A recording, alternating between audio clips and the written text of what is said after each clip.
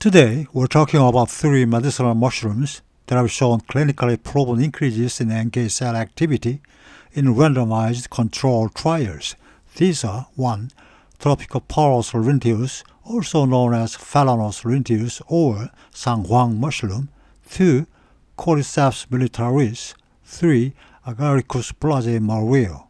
And among these, the mushroom we'll focus on today is Precautions linteus. Its current scientific name is Precautions linteus, and the older name you may still see in many papers is Phellinus linteus. I recently encountered this mushroom high up in the mountains in the middle of winter.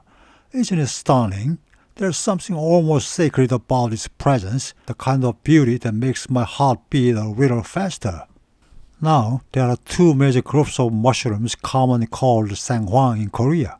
1. The true Sanghuang mushroom, genus Sanghuang porus. There are 2 species in Korea. Sanghuang porus Sanghuang, found on mulberry trees. Sanghuang porus baumi, found on conifers such as pine and fir, often called the longevity Sanghuang mushroom. 2. Precautions linteus. This one grows on variety of hardwood, oak, maximum of which is popular, and trees from birch family such as hornbeam and alder. It's distributed not only in temperate forest, but also in tropical and subtropical region. In Korea, this species is also sold under the general name Sanghuang mushroom, and the one you are looking at now is growing on maximum of its popular tree, a beautiful example of Precautions linteus in the wild. The surface of the cap is dark brown to black, hard and woody, while the margin is yellowish-brown. It almost looks as if dried clay has fused tightly onto wood, which is why its Korean name literally means the wood-like clay mushroom. The cap is semicircular or hoof-shaped, usually 5 to 15 centimeters across. In the early growth stage, the margin is pale yellow, but as it matures, it gradually deepens from yellow to yellow-brown. The thickness can range from 2 to 10 centimeters. When the fruiting body grows thin, like the one you are seeing here, it's traditionally called Pyeon Sanghuang. Here's the cross-section of the mushroom. It's surprisingly thick, isn't it? The interior color ranges from yellow to yellow-brown. The key active compounds include 1. Beta-glucans, the polysaccharide responsible for immune modulation and anti-cancer activity, and 2. Histidine, terpenoid phenols, lectins, which also contribute to its pharmacological effect. Clinical research is still limited, but it does exist, and importantly, 2 human studies have been published in international journals, both from Korean researchers.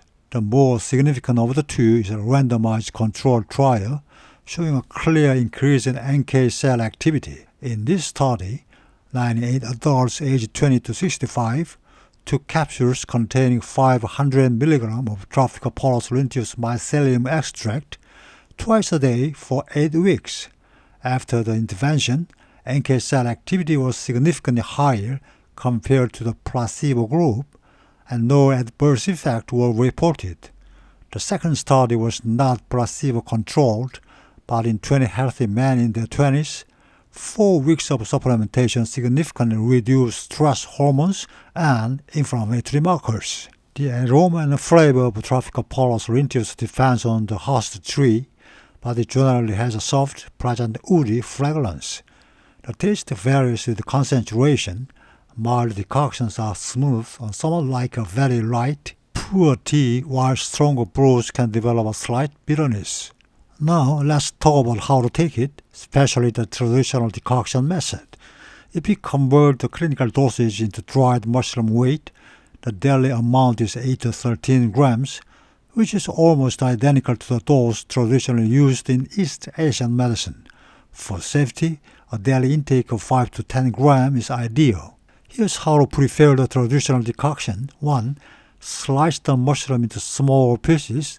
The finer, the better extraction. 2. Add it to 1 liter of water. 3. Once the water boils, reduce to low heat and let it simmer until the water decreases by half. 4. Drink it like tea 2 to 3 times per day. 5. You can reuse the same pieces up to 3 times. In traditional medicine, this decoction has been used for immune enhancement, anti-cancer support, longevity, anti-inflammatory effect, cardiovascular health, and improving cholesterol levels. If you prefer more convenient options, you can make a powder tea. Add 1 to 2 teaspoons of mushroom powder to 250 cc of water, simmer for 10 to 15 minutes, and drink it twice a day like a warm of a tea. Now let's talk about precautions and the possible side effect. First, if you experience any sign of allergy, stop taking it immediately. If symptoms become severe, seek medical attention. And anyone with a known mushroom allergy should be especially cautious. Second, some people may experience mild digestive issues such as diarrhea or nausea. If that happens, stop for 2 to 3 days, then restart with a small amount. Third, because this mushroom can stimulate the immune system, anyone with autoimmune conditions such as rheumatoid arthritis or lupus should discontinue use if their symptoms worsen. Now, here are some important safety notes. 1.